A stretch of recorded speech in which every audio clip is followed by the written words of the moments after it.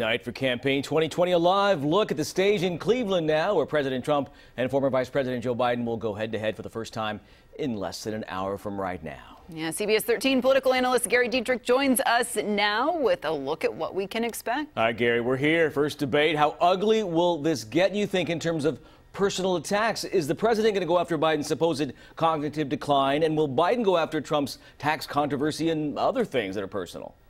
Hey, we could make this a one-word answer, Tony, and just say yes. But the reality of it is, these guys are not, this is going to be no holds barred. I mean, very high stakes this first debate. In particular, a full 75% of registered voters polled said they're going to watch or listen. So this is, as I'm saying, could be the most consequential debate since the infamous Nixon-Kennedy in 1960.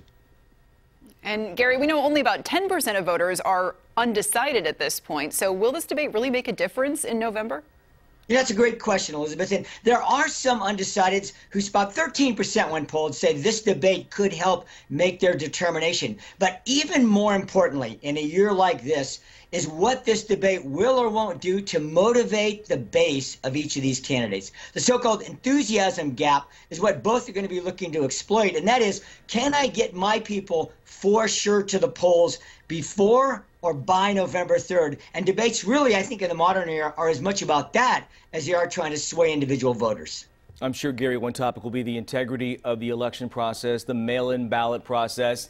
You've been inside campaigns from legislative to presidential. Is this a huge deal, and could it have the potential to be another Florida dangling Chad times 20?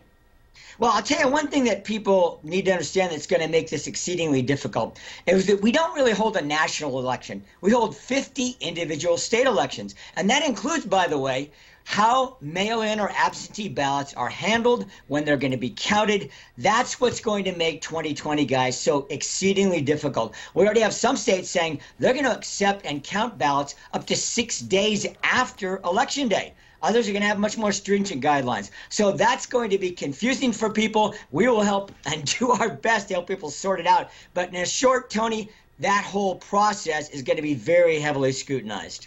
By the way, that was my idea to ask the yes or no question because we knew you'd elaborate, as you always do. Well, thank you, my friend. We do our very best to keep people informed, as you well know. And we'll have Gary's reaction to the debate. You can watch it, of course, live right here on CBS 13. It begins at 6 o'clock. That's followed by Love Island at 8, Magnum PI at 9, and then the CBS 13 News at 10 and 11 with all the debate coverage, fire coverage, you name it. We'll have it for you.